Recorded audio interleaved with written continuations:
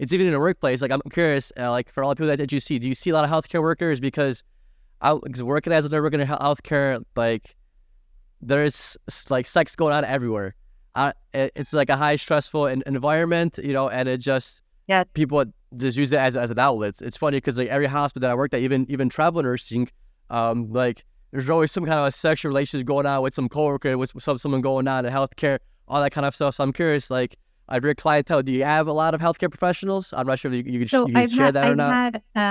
I've had a handful of nurses, and doctors too, of course, therapists, but in terms of nurses, yes, but the issues that they were working on is not within their work, but what comes up for their work in their love life outside of work has been their exhaustion, right?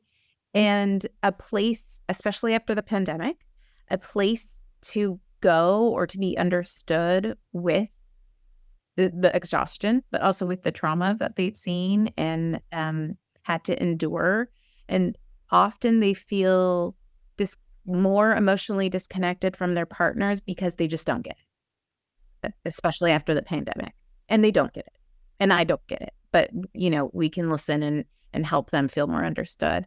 But that has been really impactful on the sex life of nurses and doctors, is because when your partner can't understand what you are living in your day-to-day life, you feel emotionally disconnected. And if you feel emotionally disconnected, you're going to be feeling physically disconnected. They're connected.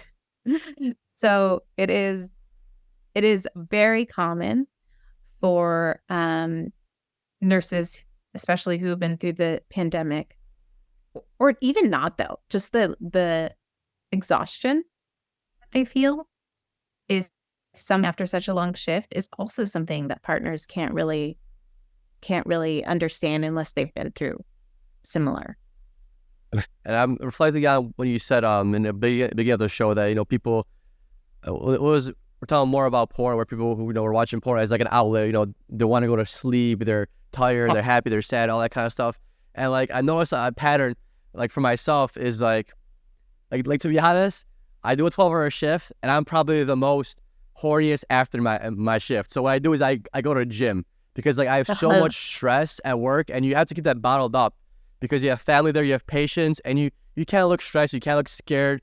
If someone's complaining to you, you can't get into argument because they're in a hospital. So it's like you keep so much bottled in all the time, where when I come home, I just want to release all that. And like the best way for me to release that is like either with sex or just with going to the gym. So usually I go to the gym because if I work night shift, if I come 7 o'clock in the morning, people are tired. So it's like I gotta do my own thing. So it's like a big outlet for nurses, like professionals. That's why I always tell people that are that tune to the show is go to the gym. If you're a nurse, you have to work out. You have to go to the gym because trust me, yes, you need some kind of outlet, because if you're super stressed and you come home and your partner's up and something happened, they burn the eggs, you're gonna explode for no reason. So just go to the gym and just get that out of your system, because absolutely, you could talk to somebody, you could explain, but they're not gonna get it. And luckily for me, I was born with the luxury of just being able to leave everything at the workplace. Like I just put on the mask and I leave it there.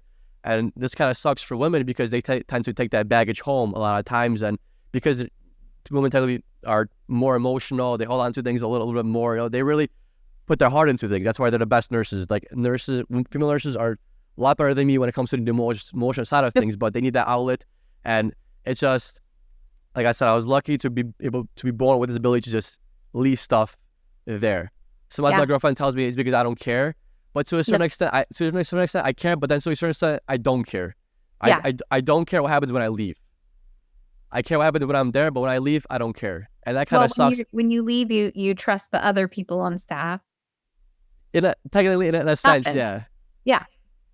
And but that she tells me like you're the same way about other things. You don't care about this, you don't care about that, and I'm like, that's a double-edged sword where I'm able to do this in a healthy way, but then that in an unhealthy way, I gotta kind of find a balance.